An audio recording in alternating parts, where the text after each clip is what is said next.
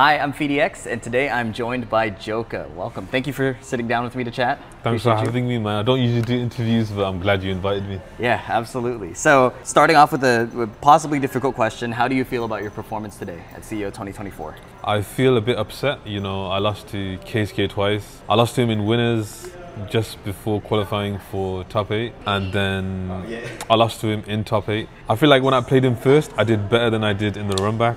A lot of mistakes on my part, a lot of overthinking, which is what got me killed, I guess. But yeah, I don't feel too good. I mean, it's a 4th place at a master, I can't complain, but I know I can definitely do better. Yeah, and I think that's probably the hardest part, is you are so capable of these literally first place world-class results. I'm thinking of Baaz Gauntlet off the top of my head, but there's been plenty more, right? So as someone who is quite literally touching the top consistently, do you feel it is a harder place to be in than, say, early on when you were making improvements? Or is it always the same, kind of just like, just do better, do better, do better?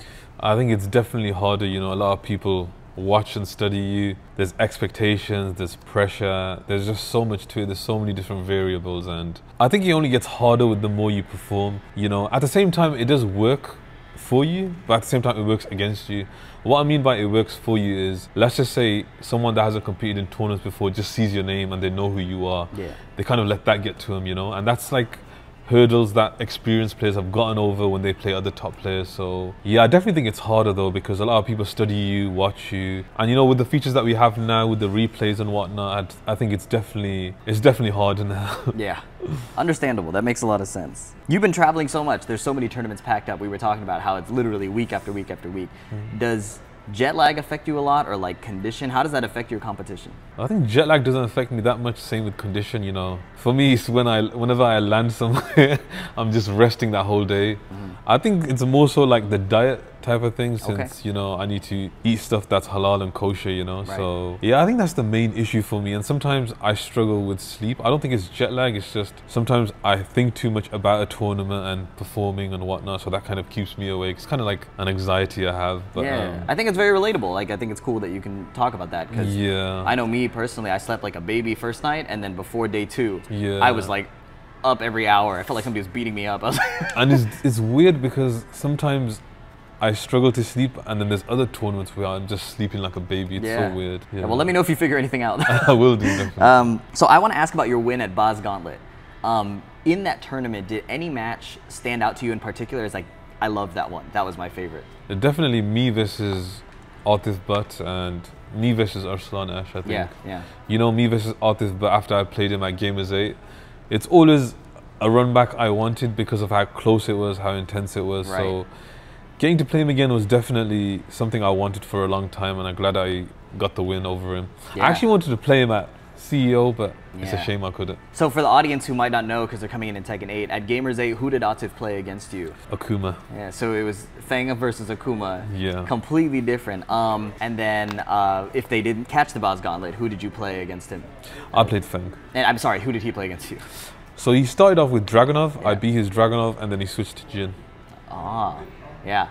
And I think there's a divide, right? There's a lot of people who saw him in 7 think he's just an Akuma player, when he's actually a nasty Tekken player, right? Yeah. And then vice versa, people might not know that he played Akuma.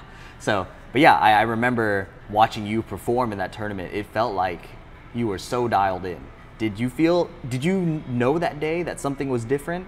Or was it just business as usual, we do what we can? For me, like, the mindset was to not go like 0-3 since it's a Swiss format. I just said to myself, you know, just don't go out. Yeah, don't go out. It's a new game. Whatever happens, happens. But I think after like the first day, my first match was Dawood, and that's someone I just can't stand playing against. Lisa, right? Yeah, I've said that to him as well, because I think him in Pakistan, for me personally, I've played against all of the Pakistanis, well, most of them. And I think like Dawood is so good, and I kind of feel like he's underrated, even though everyone knows who he is. He won Tiger Uppercut, you know. I think he's got so much talent. Yeah. So when I played him, it was like pretty close. It was 3-2, and then I had to play Kwis, and then, you know, I had confidence after playing against Dawood. I was like, you know, I expected myself to get like 3-0'd. Yeah. That kind of gave me confidence when I did pretty good. And then when I played against Hafiz Adil, I lost. I was a bit upset about that. Then I was like, okay, I really need to dial in. And then I played against Ni. Now, Ni's someone I've always wanted to play against in tournaments. You know, we've traveled to the same tournaments in Tekken 7, Tekken 8, but we've never gotten to play. And then there's my chance to play him at Baaz Gauntlet. So I played him there, I beat him, and I think that was like the start of everything. You know, I finally had confidence, and I just thought, you know, if I can beat him, and you know, I can beat literally anyone, and that's the mindset I had. And then I played Khan to qualify for the top 8, and from then onwards, like, I think I was so dialed in. I literally said to myself, you know, I made top 8, I have nothing to worry about. Whatever happens, happens. So it was a mix of this, I just hope I don't lose, yeah, and then I can kind of do this, and then I made it. So let's see what happens. Yeah. That's a beautiful balance, because I feel like too relaxed and then you just fall off, but too intense and you crash out, right? Yeah. So it sounds like you found a really perfect, happy place. But yeah, I'm glad you had such a stellar performance. The announcer was crazy. Crazy, man. Yeah. Crazy. But I remember you won. I was watching on stream. I was like tearing up because the announcer was screaming. I'm like, this is so cool. This is fire. So thank you for sharing your experience on that. That was cool. No worries. I want to ask you how you feel about the patch culture we're having in Tekken 8, right? How do you feel about these aggressive, quick changes? See, as a professional player, I don't mind it too much. I just hope like the patches aren't too extreme. Yeah. And I think timing of the patches is so important. Like, I hope it doesn't happen during a period of the Tekken World Tour, for instance, where like there's so many major tournaments going on. Or the week before DreamHack Summer. or a week before, I don't know, Evo or something. Yeah. But yeah, I don't mind it too much. I mean, the game's still technically in its arcade phase, so I'm happy that they're patching it pretty frequently, but I think too many patches might not be healthy in the long run. Yeah. So I think they should maybe tone it down slowly but surely. Yeah. And I'm also like kind of worried about like mechanics as well, because I feel eventually we might get to a point where they start toning or, you know, changing mechanics too much, or even adding new mechanics, because that's something people forget. Like, they added wall bounces in Tekken 7, and that's something we might get in Tekken 8. Yeah. And I always say to people, like, wall bounces might be coming back, and guys, low heat engages is something we might be getting. Oh. I like to prepare for the worst, just so I'm not surprised. I didn't even think about that, a low heat engage. Yeah, no, I think I feel the same, where sure, like, patches are fine and like we will adjust, but at the same time, if there's too heavy-handed of an approach, we can end up in a situation where, like, how do you even repair what the game becomes, right? Yeah, so, exactly. Yeah, share a similar perspective. So we know that you've literally beaten the ranked mode. You've hit 999,999 rank points. So clearly that was a form of practice for you, or a form of staying sharp. But from now, what do? Do you still hop into rank to practice? I assume you probably have training partners. What does your time split look like in terms of fighting, practice mode, other stuff? So I spend a lot of time playing ranked, you know. I don't really play player matches that often. Recently I've trying to play other characters because I'm looking for a secondary. I've started playing Reina more. Talking about Reina, I was actually thinking about playing her today in CEO, but I didn't feel like I was ready. A problem I've always had with playing a secondary is I don't know when to use that character in a certain situation. Right. So for instance, if I was to play against, I don't know, let's just say I play against Super Akuma. I used to play her actually mainly because of I felt comfortable versus that playstyle, not necessarily just playing versus Akuma. Right. So I'm still trying to figure out where and when to play my secondary. But yeah, just in general, right now I'm playing a lot of side characters, trying to understand characters more, their game plan and whatnot, you know. Practice mode, I don't really use practice mode that often, unless I'm really trying to figure something out, I'm trying to learn a matchup. But yeah, I think for me, the main practice is ranked, and I like to watch a lot of Tekken. I think watching Tekken is so important. Yeah. Not necessarily just my own games, I like to watch other players, I like to watch tournaments. I think watching tournaments is so important. Like seeing how other regions play and whatnot, I think that's really insightful. So I think you've offered a new approach that differs from what we've heard before. Some people are drill monsters and like lab monsters. Some people are, like in Pakistan, straight fighting. And yours is an interesting take of ranked and watching tournaments. That is a really cool take. That sounds like it works for me. So I'm gonna try some of that. I like playing ranked a lot because I like the first to two challenge. I like the randomness of my opponent. I think that I crave the ability to adapt fast in the first to two. And from watching you play, I have to wonder if your constant ranked experience is a factor in where it looks like you can be cornered back to the wall, and then suddenly it's read after read after read. And would you credit ranked to that specifically? Yeah, I definitely think it's helped me make decisions more quickly, especially in Tekken 8, you know, with the heat system and whatnot. I definitely think it's benefited me.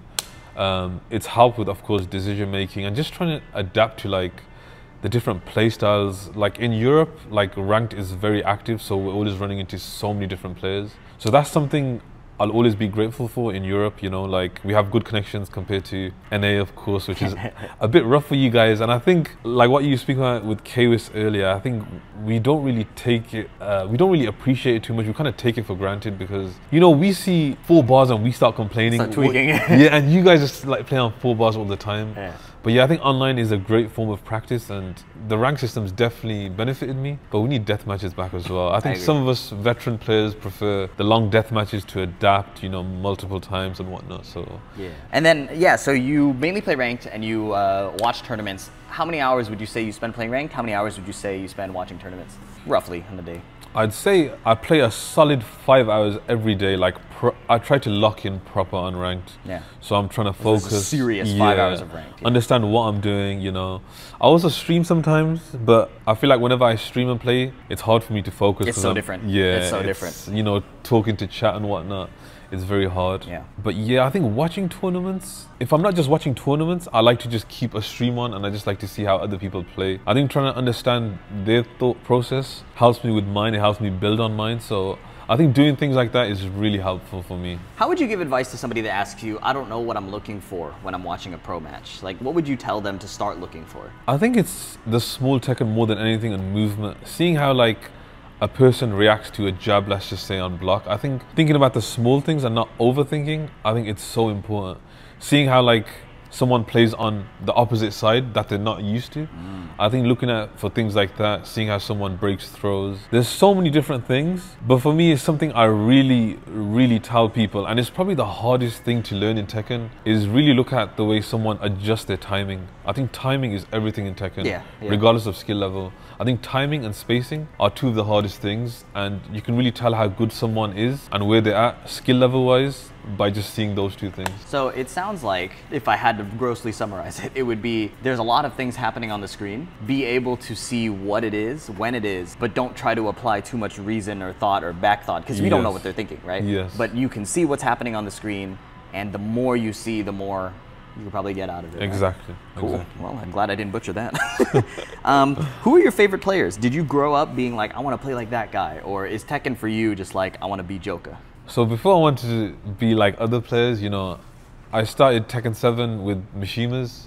I used to watch a legend, a Korean legend named Choksei. Yeah.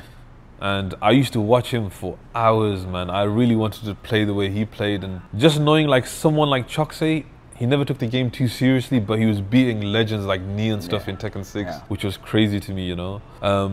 Besides Choksei, of course, Ni is a big inspiration. AK is also a very big inspiration for me. And obviously, as the Pakistanis have come out, like Atif Butt for me is a legend in my eyes. Monster. Yeah, like the way he plays is super inspirational. And it's something I'm trying to replicate, but yeah, I think for me, I'm trying to be myself. I'm trying to have my own play style. I'm just trying to like combine all the play styles and try and call it the JoKa play style. No, I like it. I catch a lot of echoes of Atif in your play. I think the most out of everybody you've mentioned. It feels the most dynamic. It's just like for some reason the opponent's in a position to make the losing choice. Yeah. You know what I mean? And so it's really just cool. like his random outbursts of like aggressiveness always works. It's but so it doesn't crazy. feel reckless. Yeah. Just for some reason, it's the right aggressive. It's so cool. It's so cool. So I think you're on the right track. It looks really cool, at least from my spectator's perspective. Thank you. It looks very familiar. Sweet. Okay, last question. So you are very clearly a world-class player, pushing for the top, consistently placing well, but you're also creating content and interested in doing that. Tell me about your vision for that. Like, are you highly focused on competition with a splash of content? Do you have a long-term vision for yourself? What does that look like?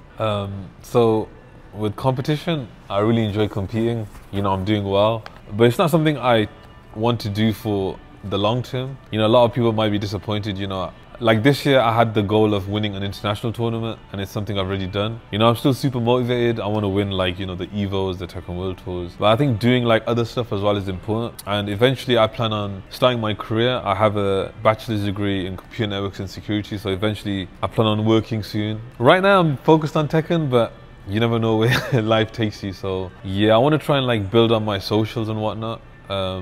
I've spent a lot of time competing. I think like I've spent like a good 2-3 years. I've accomplished a lot. There's obviously more I want to do, but yeah, I'm starting to look at other things as well, just in case, you know. That's a good perspective. I know a lot of people will all in or kind of not really worry about it too much. So I really respect the idea of having like, okay, I really like this, I enjoy this, but let's make sure we have our bases covered. Yeah, and another thing as well, I really enjoy streaming. I think for me, it's something I used to dislike, but the more I've started streaming, I find it so much fun. Yeah. Just being able to like talk to your audience, have fun, and just like interact with them, talk to them about their experiences. It's really, I don't know, I really enjoy it. I actually really enjoy it. Yeah. And just joking around with them as well, it's fun. Yeah, well, we'll put your links below for sure. Thank you. Make sure that people check it out. Thanks. Is there anything else you would want to say to people who are fans of you or people who look up to your gameplay? What would you want to tell them about Tekken or life or anything? Keep grinding, never give up. Life's too short. Enjoy your loved ones. Stop complaining about Feng because he's not as good as people say he is. If you think Feng's that good, you should play him. I can't endorse that. Feng has to win so many interactions. People don't understand. He does. It's why most top players are switched to Dragunov. But yeah, just enjoy Tekken. If you're learning Tekken, just take your time with it. Don't stress yourself and overwhelm yourself. But yeah, if you play Tekken, check out PhiDX. Check out all the content creators that make these awesome type of content. And yeah, and guys, support the Tekken World Tour as well, you know. There's a lot of pro players competing and the viewership helps, and just supporting your favorite players or just watching Tekken is just amazing. Even if you don't know what's going on, support it and hopefully we can take Tekken to the next level. I love it. JoKa, thank you so much. Thank you very much for having me.